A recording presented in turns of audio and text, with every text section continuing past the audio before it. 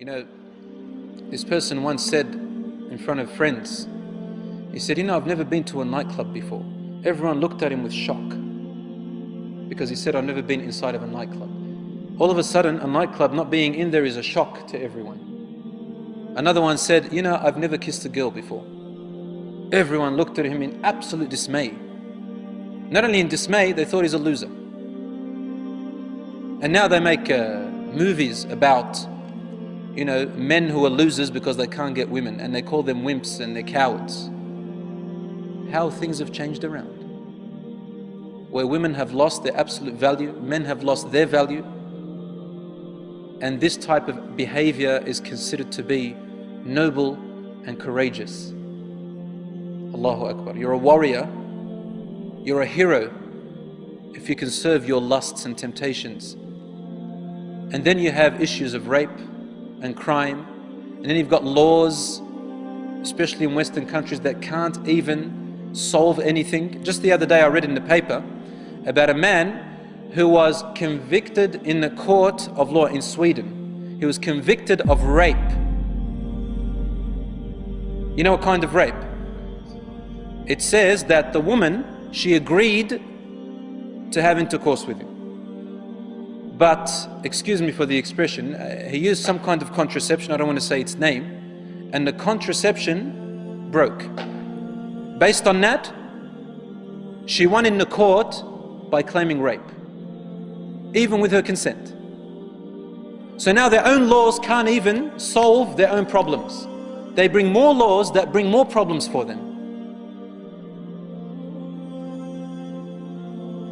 And Allah says in the Quran, والله يريد أن يتوب عليكم ويريد الذين يتبعون الشهوات أن تميلوا ميلا عظيما يريد الله أن يخفف عنكم وخلق الإنسان ضعيفا. Those who follow their own lusts and temptations, they want to lead you astray, away very far. Allah wants to lessen the burden off your shoulders. He doesn't want you to fall into harm. He doesn't want you to fall into predicaments where you can't climb out of.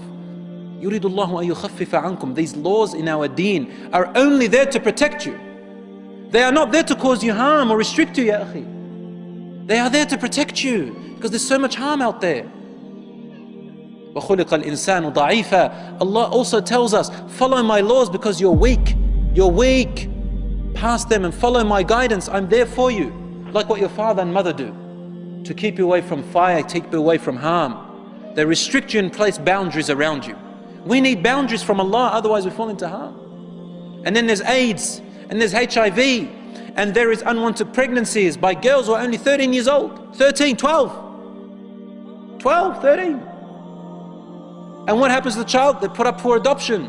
The child grows up without a father or mother. What oppression! What oppression! Only to repeat the same thing again and again. So there is great harm in this.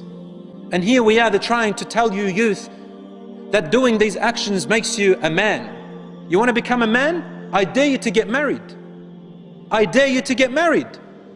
Because to them, this is the most cowardly thing. They don't dare to get married, brothers and sisters. They don't dare to get married. I had a neighbor, she had a 3-year-old daughter, but they never got married, her and her partner. In the end, he left her for another woman. Obviously, he's going to leave you for another woman. He's too afraid to be a man. He doesn't want to get married because he's too deep in his lusts. And then turns around and she says, men, they're only after their ego.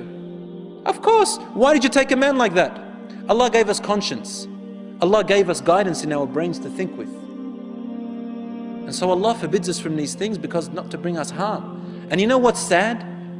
Unfortunately, 80% of the time, majority of the time, women are the victims. Women are the victims in this situation. So you can see it's reversed now. What does the man want? The man wants to use and abuse the woman. Use and abuse the woman. And you know what? If these young girls were able to look inside and read what's in the mind of young men these days, well, I don't think any of them will even hang around as much as 10 kilometers away from a man, close to a man. They wouldn't want to. But the men, they like to deceive women, wicked men. They like to deceive women, wicked men, non-God-fearing we're talking about. And then you get this poor woman who thinks that, oh, he's my boyfriend. We're going to stroll, this is the image she has in her head. We're going to stroll in the park. He's going to pick up a daffodil and give it to me. Or a rose.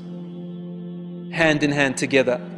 And then we're going to wait until the sun sets. And the birds chirping around us in this beautiful park. Poor thing. This is what she thinks, right? But the man is thinking about one thing. And he's going to tolerate all of that until he gets to it. I'm talking about men with diseases in their heart, and there are many of them today. With the tabloid, with all the sceneries that you have out there, and all the things that are occurring, I feel very sorry for a lot of women, and I feel very sorry for a lot of men who have sold their youth and sold their chastity, sold their dignity to be so cheap.